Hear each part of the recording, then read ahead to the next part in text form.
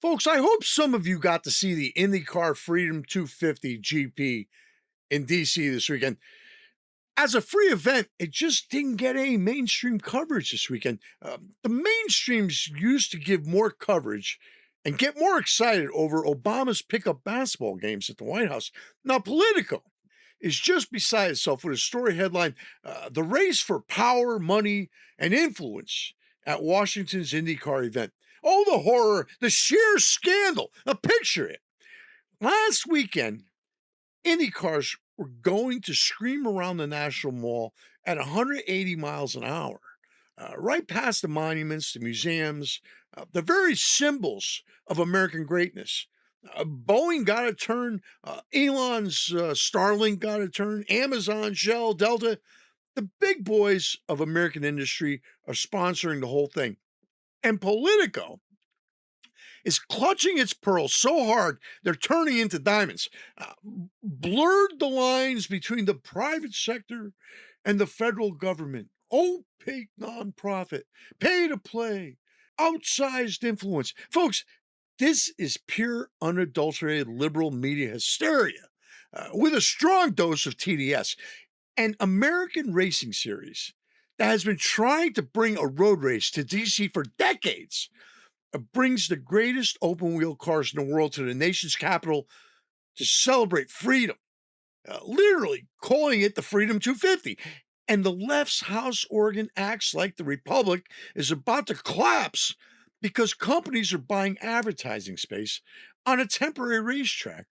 Uh, Trump has been greenlighting many great American events during the country's ongoing 250th birthday celebration. And he got on the phone with his old buddy, Roger Penske, who you probably know from rental cars and trucks. But Roger Penske's a legend in the race world and asked him if he'd be interested in doing a 250-mile race around the National Mall. Penske says yes, and his people put up $35 million of their own money to transform the area.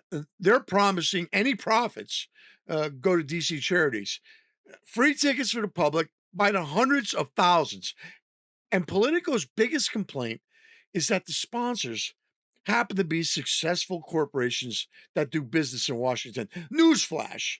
Successful corporations have always done business in Washington. That's how you get airplanes that fly, rockets that launch, and energy that keeps the lights on.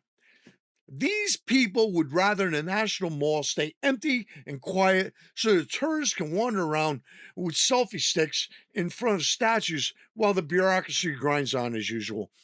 Heaven forbid we inject a little speed, a little noise, and pure American excellence into the place. No, better to write solemn stories about influence while ignoring that this is exactly what free enterprise looks like. People with skin in the game, investing their own capital to put on a show for the country. Bud Deckner dreamed this up, negotiated with every level of government, and got it done.